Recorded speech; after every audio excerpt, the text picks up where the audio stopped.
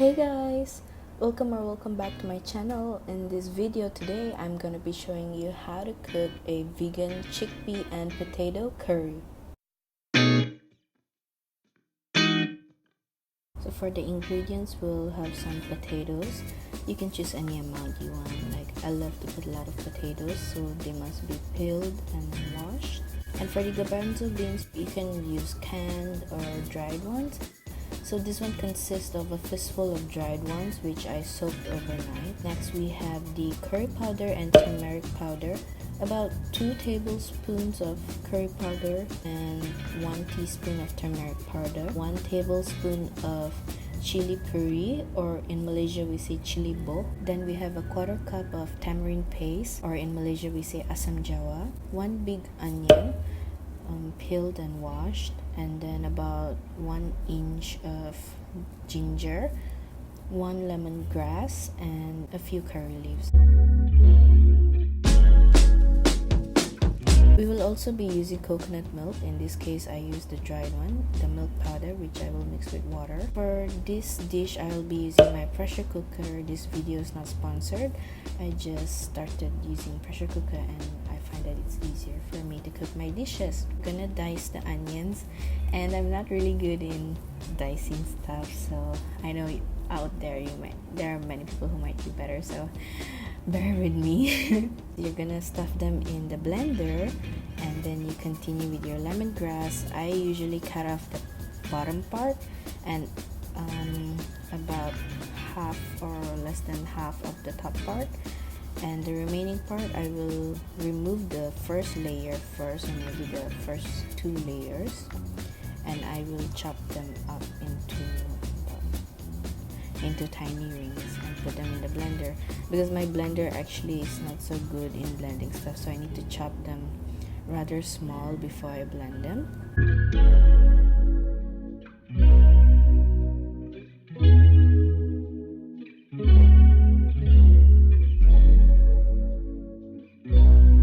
I put them in with the onions, and then next the ginger, just slice them up and then put them in with the others.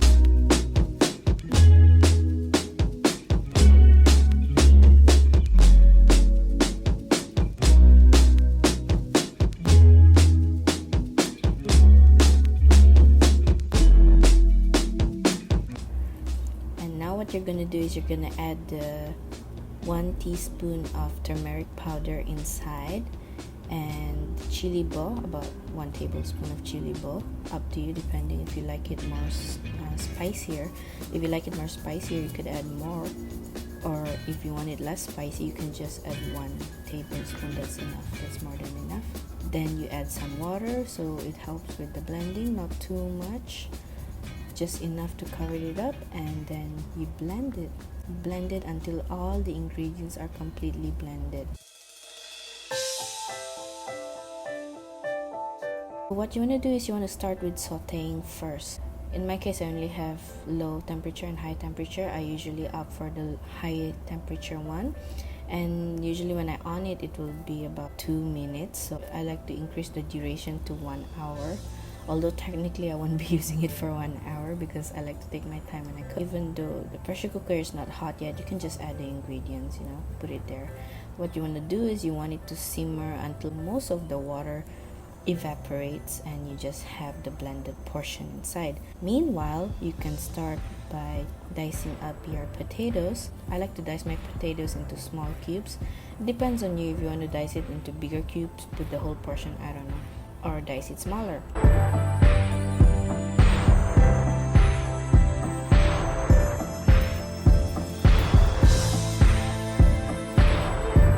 Then we're gonna prepare the coconut milk. So in my case I use the whole sachet and add about 200 to 300 ml of warm water and mix it.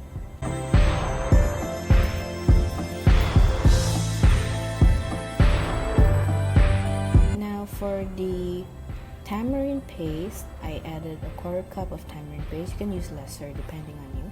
I just added some water because I want to extract the paste, and then I'll mix it, and then before I add it into the curry, I will strain it first because this one consists of a few seeds.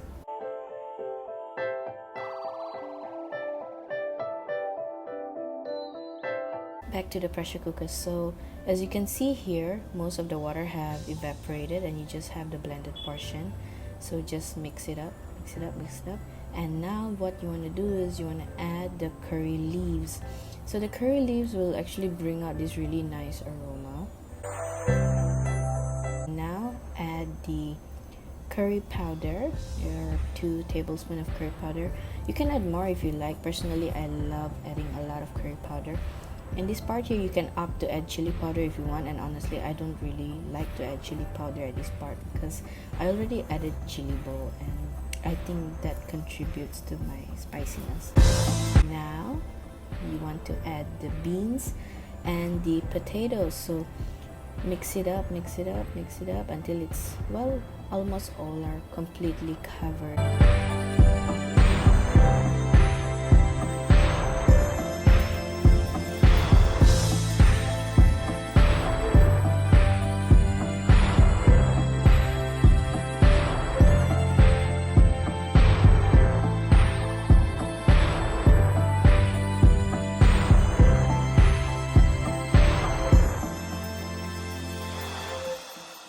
Add the coconut milk inside, give it a stir.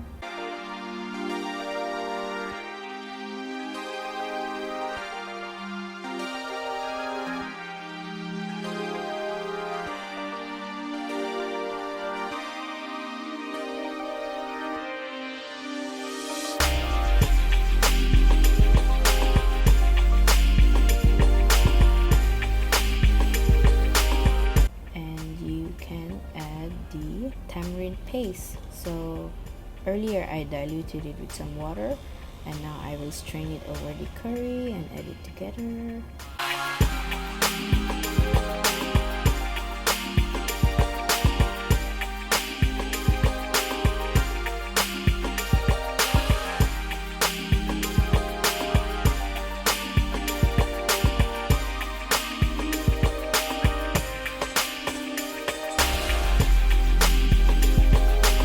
Some salt and add some sugar. In this case, I accidentally put too much water. Like, I don't actually needed that much coconut milk. I should have just used about 100 or 150 ml. And for the turmeric paste, I should have just added a little bit of water, not too much. So what I'm doing is actually I'm letting it simmer.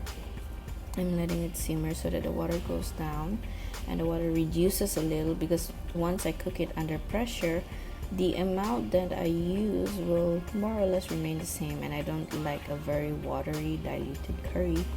So don't make the mistake I made. What you want to do now is you want to cover it and make sure that the top is sealed. Okay, so earlier I put it under high temperature saute. What I want to do is I'm gonna cancel that. And then I am going to pressure cook and cook it for 20 minutes.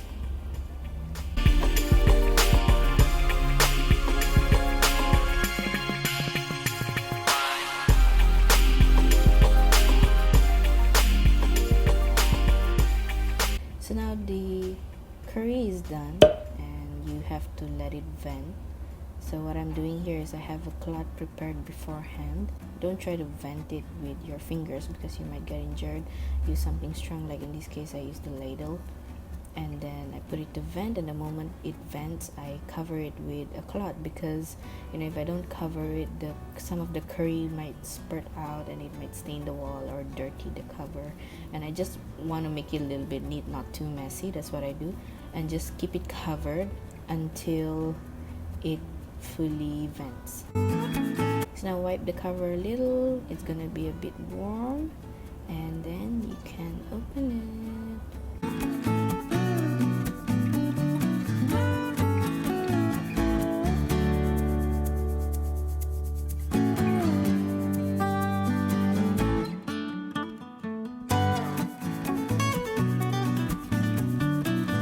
So you can see the steam rising because it's cooked under pressure and it's very hot. Give it a stir, and you can taste it now if you actually like the taste, and if you feel like it needs a little bit more salt, you can add a little bit more salt. And your vegan chickpea and potato curry is ready to serve and eat with rice or with bread. I prefer to eat this with bread, chapati. I make my own chapati because I don't really like eating rice much. So yeah, I hope you enjoyed this. Do subscribe to my channel. I post cooking videos every fourth Sunday of the month. And don't forget to click the bell icon so you don't miss out on any videos. Like, share, and subscribe. See you next week. Bye.